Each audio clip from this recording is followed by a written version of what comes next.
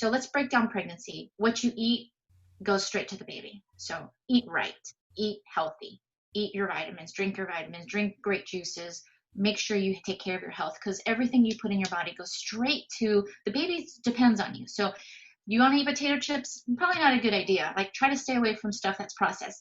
So eat good food, because your baby needs it. It goes straight to the brain, straight to developing of the eyes, the retina, the brain, the spinal cord, everything. So all that has to do with your food intake. Another part is what people don't talk about as much is what you put in your mind.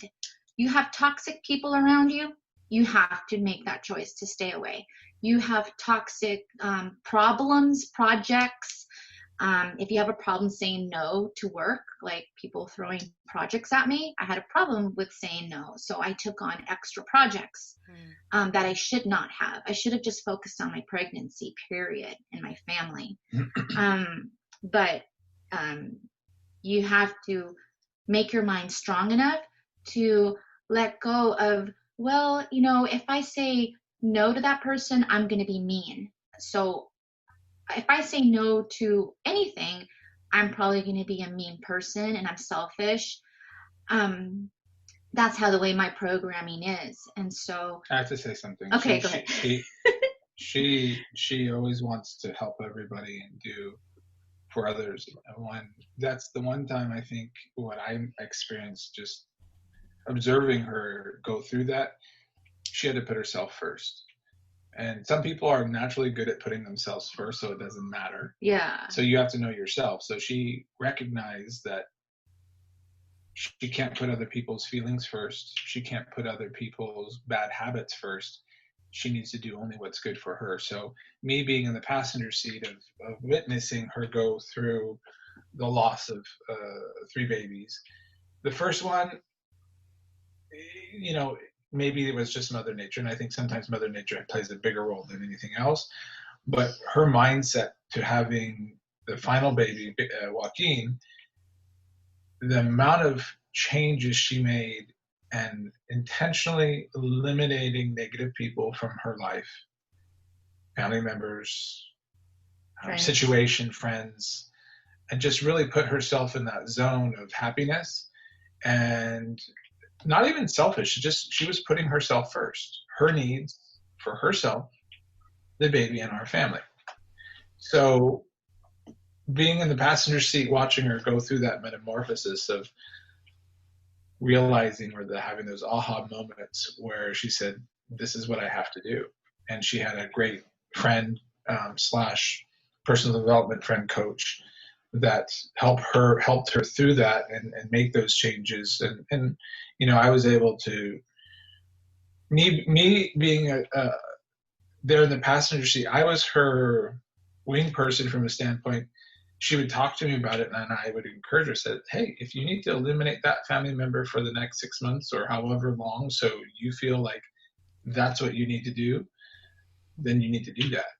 And just being the ears as hearing her evolve and seeing what she needed to do. So she didn't, at the time, she didn't realize that all this was working towards the benefit of having a successful pregnancy, being older than 40 at a high risk pregnancy. So could have the other 2 prior survived if she had made those changes beforehand? Maybe. But she definitely hadn't made those changes yet. So as the older we get, it becomes all the more important for us to protect our mind, because the mind is so powerful. It's what we experienced. And watching her deal with that, to a certain extent, she had a PTSD about losing babies on top of losing the house and everything else. So being more the passenger, I wasn't really the pilot right there. I mean, that was all her. So that's the way that I saw her get through it, is really making her mind strong and practicing and searching for answers. Yeah, no, that's it. I'm so sorry this happened to you. I really am, but I do appreciate you sharing your story with us, because I know that there's people out there that, you know, it happens and they lose hope, and they need encouragement to keep trying. Oh, Yeah, but if I could add a couple of things, like the pregnancies, like I said, you and your baby are one person. So as much as it is important to feed your body the right nutrients, your mind is the most powerful muscle, and it's the strongest muscle in your body. It's the most important one too, because there is this thing called mind over matter. Your mind doesn't know the difference between something that really happened or something that was created in your head, right? Um, so, and I could talk to you about this book called, it's from Dr. Joe Disparza. He was my Bible. I had that book next to me. It's called Becoming Supernatural. And what it is, it's like, so I mean, everybody should read this book. It's pretty intense. It's very scientific, but it talks about the brainwaves, and it talks about how powerful it is to have the right things set in your mind. Your mind is like a blueprint. So, say like myself, I'm 43 years old, and I have a blueprint. It's like creating building a house. You can't really change the blueprint of your house until you go through a lot of work to change something, right? To change the building of a foundation, and you have to change how something is constructed. So it's kind of the same thing as your body and your mind. And to go through that change is very difficult, but you have to rely on books, such as the book I told you about, Becoming Supernatural, is getting out of your becoming. So you're a natural person. You're an individual, but let's get out of that and become something more superior than what you are already. Like putting yourself in a different mental capacity, rebuilding the house, which is the mind. Mm-hmm. Okay, and so how do you do that? It's a mental struggle, and you learn how to change the foundation of your brain to becoming very, very positive. So I kept reading the book, and I kept rereading it, and I've read it and back and forth, back and forth. And just because I knew that was whenever I felt weak, when I was about to have a breakdown, whenever I thought that I was being, I don't know, there's so much going on, like being judged. Am I doing the right thing? Am this baby going to survive? I kept reading the book because my mind had to switch to positiveness. I had to carry this baby, and I had to carry it with 100% positive frequencies in my head. Can I make a simple statement? She had an intention and a goal, and she found a strategy that helped her get what she wanted. And a lot of it has to do with thinking and asking questions. So she knew we knew we wanted a baby, and she was all in to make that happen. So she searched out all the answers to make the subtle changes, not even knowing how much of an impact that was having on the other goals that we were having in our life. But it's always having that curiosity of how can we do things better, whether you need a book or you need a guru or a priest or a friend or whatever. But she found the different people to help and different sources of information to create a better roadmap to get to her final destination, which was having the baby. And also, I think coming out at the other end, her mindset was so much stronger, and she's so much happier, and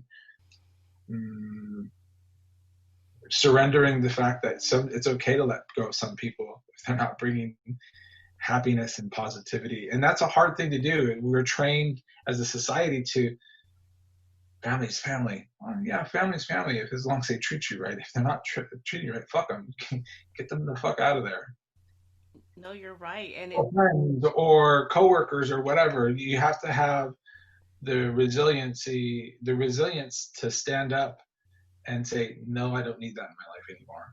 Yes, I want this in my life. And opening those new doors that are scary because you think, oh, what am I giving up? You're giving up more than you could imagine if you don't give it up, because you're missing out on all those new opportunities that with that new mindset that are brought your way. no, that's huge. That's huge, Cynthia, because it is hard to put up your hand and go, I can't, I need help here. I need to know how to do this. I can't do it on my own, and to let go of family, because that's, or anybody in your life, because we have such caring hearts that we try to do so much, and so we put ourselves last. And to do that, not everybody can do that at all. So that's huge. And I also hired a life coach. Her name is Marisa Lupo, Hmm. and she just life coach is different from a psychiatrist and a psychologist. I mean, a life coach, May not seem I like want it, but I mean, a life coach tells you, okay, so we want to have a baby, and I need to filter. I need to detox my life. I told her I need to detox my life. That was the motto of my whole pregnancy. I need to detox projects. I need to detox the wrong people, people. Oh my God, that's so hard to do. Circumstances. So I said, teach me how to detox and get rid of things that I don't need in my life. And so she does. So a life coach tells you this is how you do it. And there's books, there's videos, there's I relied on audible.com, and I read all the books that I could from mental experts. you have to be thirsty for new ways or methods of doing things so you can change the pattern. Yeah, yeah, that's such a You're huge. not supposed to cry. Oh, I'm not crying. I'm kidding. It's so beautiful. No, it's It's so funny. no that that's, and you're right. A life coach is definitely different than, but I'm grateful for all those life coaches, because sometimes they just they tell you things that you just had no idea that you needed to know, or where to find it. Yeah.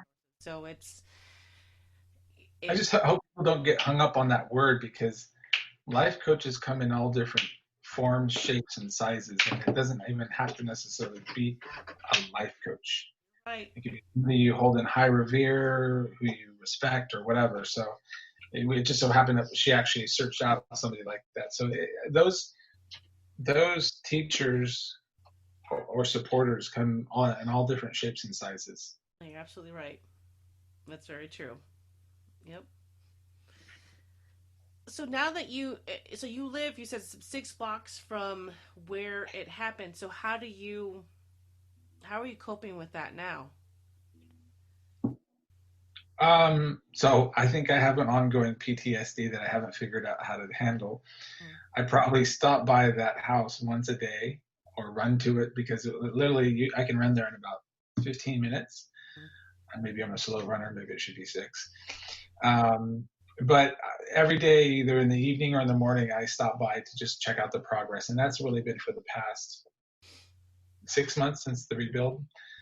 We decided to rebuild. So we're rebuilding, but we took 2 years off before we decided to really do anything about it, because we were fortunate in having another home to live in, and the insurance company was great to work with. And at the end of the day, it made more sense for us to hold off. Prices really crazy high for all the contractors, because when you lose over 5,000 to 6,000 homes, the price for materials, labor, everything went through the roof. So we made a decision to wait. But with us waiting, it's been a lot of trips to that house, looking at the burnt lot in the meantime. So I've been working at doing that less. Mm-hmm. Obviously, when we go on vacation, it kind of gives me my break that I need to not do it more. But that's I think an ongoing thing, and with the whole COVID thing, and there was nothing else to do, and except I could work, because considering real estate's essential. So we all have these different moments where I think we're going through a mini PTSD crisis, and I'm still figuring that one out, how to just put that behind. But I think once the house is finished, it'll feel like there's closure to it. But that's, I think, one of the ways that, as much as men are strong and we don't seem to affect anything, but that's my wrinkle in my strength is I just feel like I have to go back and look at it and see where they're at. And there could be no workers between one day to the next, and I'll still go back and look at it. So, yeah, we all have some quirk in our personality, I guess. That's just how, and people cope with different things, and it takes time. If that's how you cope with it, then you'll eventually, yeah, like you said, it'll gradually just not be so frequent. But Well, then we'll be living there, so it'll be an everyday thing. So yeah, that's true. But it'll be different. It'll be a rebuild, brand new start. And it's bigger and better and beautiful and more just everything. It's just it's just you lose it all and then you just come back bigger